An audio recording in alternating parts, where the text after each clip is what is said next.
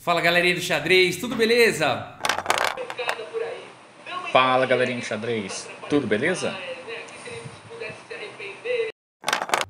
Tudo beleza? Pessoal, eu trouxe uma partida que incrível que aconteceu agora no Meltwater Chess Tour, aí do Calcin Chess Tour, na fase preliminares. E ao final da partida eu vou mostrar quem passou aí pra fase de nocaute, tá bom? A gente tem de brancas aqui o russo Ian Nepomniachtchi e o argentino Alan Pichot. E essa partida é incrível, pessoal. Só lembrando que hoje começa o curso com o Mestre Fit Lucas Cardoso às 20 horas, tá bom? Mais detalhes aqui na descrição do vídeo. Vamos dar uma olhada então. Ian Nepomniachtchi abre aqui com o peão do rei E4. Temos aqui C5 pelo Alan Pichot, defesa siciliana. Cavalo em F3, E6, D4 indo em direção ao centro, C por D4, cavalo por D4, cavalo C6 propondo trocas, cavalo C3 desenvolvendo e aqui dama C7 simplesmente desenvolvendo aí a dama. A dama da siciliana gosta muitas vezes de ficar na casa de C7 controlando casas importantes. A partida seguiu com bispo em E3 e agora A6 segurando a casa de B5 e também preparando para avançar com B5 no futuro.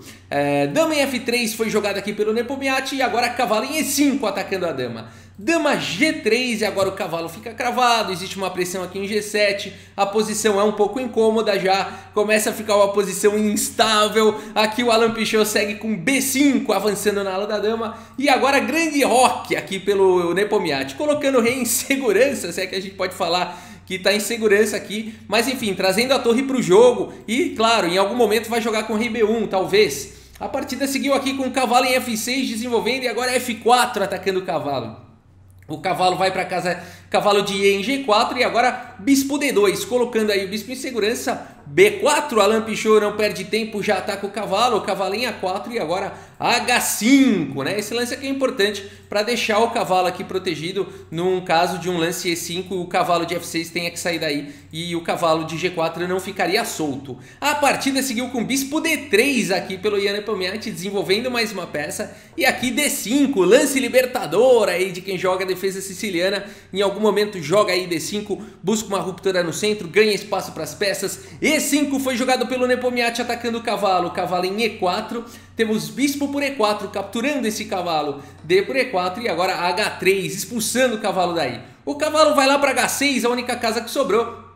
E agora temos dama B3, olha só, pressão aqui no peão de B4, a partida seguiu com bispo D7 aqui, deixando o peão de B4 e atacando o cavalo, e aqui com ideias de jogar torre B8, o Nepomniachtchi calcula aqui, vai para o lance bispo por B4, e agora temos torre B8, né? E a posição aqui ela é complicada pro Nepomniachtchi, porque vejam só, percebam uma coisa, o bispo está atacado duas vezes, pelo bispo em F8 e pela torre aqui de B8.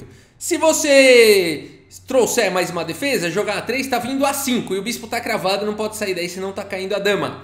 Então será que valeu a pena isso daí que o Nepomniachtchi fez? O Nepomniachtchi aqui vai para um lance incrível nessa posição, incrível realmente.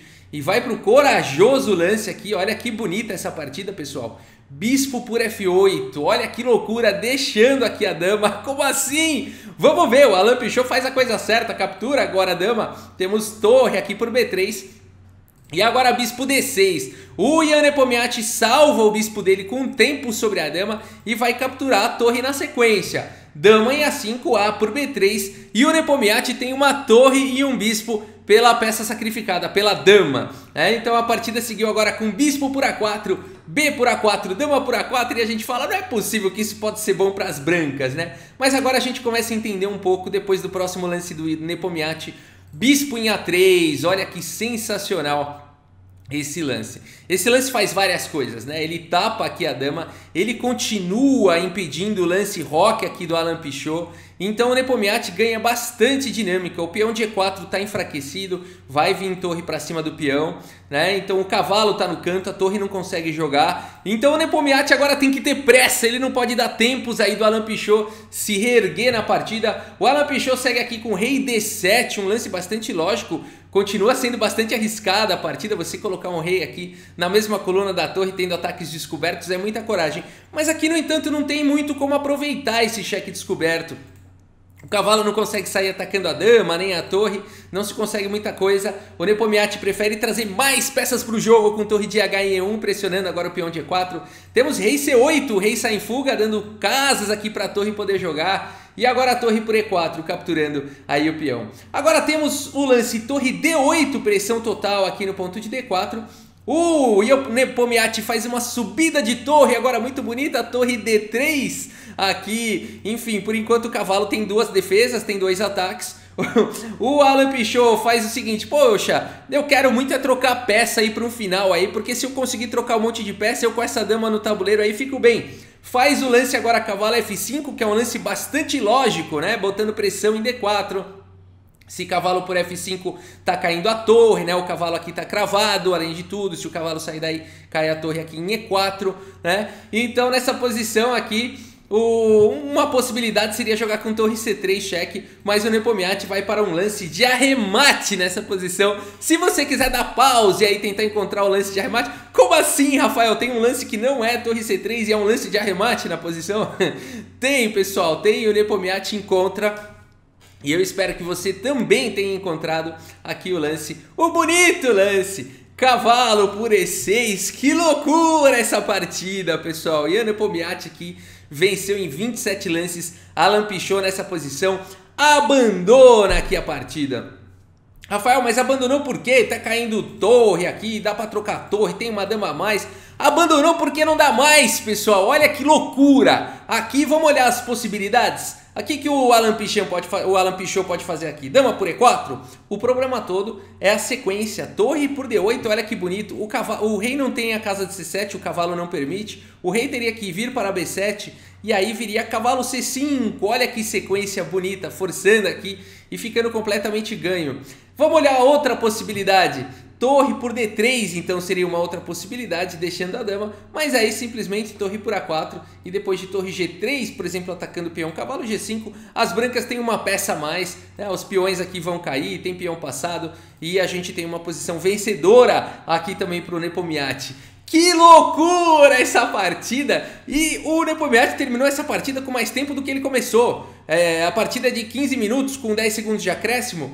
O Nepomniachtchi terminou essa partida com 17 minutos. Então, assim, ele não gastou, acho que um segundo para fazer. Ele não gastou um segundo por lance. Será que foi um preparo caseiro do Nepomniachtchi? Será que ele tinha preparado essa abertura? Realmente dá a impressão que sim, né? Porque se está certa a informação que eu peguei, né, no Chess Bomb de que a partida terminou com 17 minutos no relógio do Nepomniachtchi, é porque ele realmente foi jogando ali ao toque, né? Uma coisa incrível realmente, praticamente. Vamos dar uma olhada no relatório do chess.com, vamos lá. Olha que loucura, 99,2% de precisão aqui pro Nepomniachtchi, 98,9% do Alan Pichot. Não dá pra entender, né, como é que ele foi ficando pior. Ele fez todos os lances lógicos, fez o que todo super grande mestre aí faria, aprovado pelo Stockfish, aí os lances do Alan Pichot. 98,9% de precisão, quase todos os lances dele foram os melhores também. 6 de livro, né? 16 melhores, né? Sobraram 3 excelentes e uma gafe. Vamos ver onde é que foi essa gafe. O computador analisa como gafe o lance cavalo F5, que realmente vai para o lance de arremate aqui, cavalo por E6. Um erro na lata aqui o arremate, né? Aqui na corda bamba o Alan Pichot, né? Aqui ele teria que achar, segundo os computadores, o lance torre D5 único. Por exemplo, se fizesse outro lance lógico aqui da posição, vamos dizer rei B8, tentando tirar o rei aí da fogueira, aqui estaria vindo o cavalo C6 cheque, olha só, atacando a dama e atacando a torre, né? Olha que loucura. E depois de dama por C6, torre por D8, as brancas têm 2 torres pela dama, o bispo pelo cavalo, só que por conta do rei exposto, as brancas estão numa posição estariam numa posição bem vantajosa aqui, vão continuar perseguindo o rei, ameaçando o checkmate, e o cavalo está longe para defender, a gente teria uma posição melhor para as brancas. Que mais poderia ser jogado ao invés de cavalo F5? O computador dá como único lance que não perde o lance torre D5, e aí depois de, por exemplo, rei B1, cavalo F5...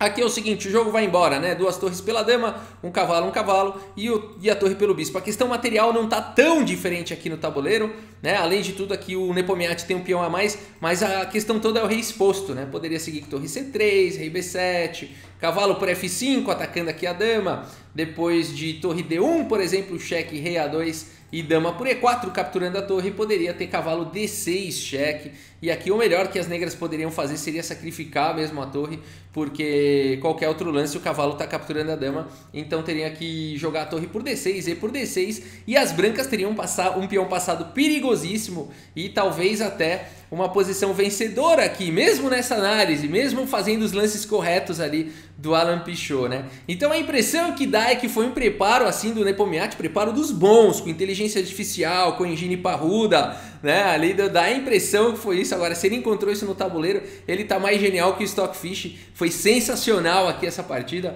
Aqui, vamos supor, se seguisse com dama D5, cheque, B3 e as brancas estão ganhas, que loucura, né? Depois de, por exemplo, dama D2 atacando a torre e atacando o peão, teria bispo B4 ameaçando todo tipo de ataque descoberto. E aí, se dama por G2, D7 não tem jeito de segurar esse peão. Olha que loucura esse final. Se jogar dama D2, tá vindo torre C7, cheque, sacrificando a torre e depois o peão pela dama, mas vai para um final vencedor. E se jogasse dama D5, estaria vindo torre D3, e aí não tem jeito, as pretas vão ter que sacrificar também aí a dama para poder capturar o peão passado. Então mesmo o computador falando que cavalo F5 foi uma gafe, que o melhor lance único seria torre D5, mesmo assim a nossa análise mostra que as brancas estariam ganhas. Que loucura essa partida, que loucura essa partida. Se você gostou aí, deixa a sua curtida, deixa o seu like. Vamos dar uma olhada aqui no nocaute, quem passou para a fase de nocaute, vamos lá. Olha aí os jogadores que passaram aqui para a fase de nocaute. Magnus Carlsen vai jogar contra Levon Aronian, que duelo! Temos Jan Nepomniachtchi contra Ricardo Nakamura, Wesley So contra Alireza Firuja, Maxime Vachier-Lagrave, o MVL contra Guiri, só gigante, só gigante. A gente vai ter então aqui nos dias 16 e 17 de março esses duelos definindo quem vai para as semifinais dias 18 e 19 e depois as finais aí no dia 20 e 21. Beleza, pessoal? É isso, a gente segue aqui cobrindo mais partidas do Meltwater 2021. Se você gostou do vídeo, deixa sua curtida, deixa seu like. Se você gosta de vídeos de xadrez, inscreva-se no canal. E é isso, muito obrigado pela sua audiência. Um grande abraço para todos vocês e até a próxima. Valeu! No tabuleiro de xadrez, de xadrez.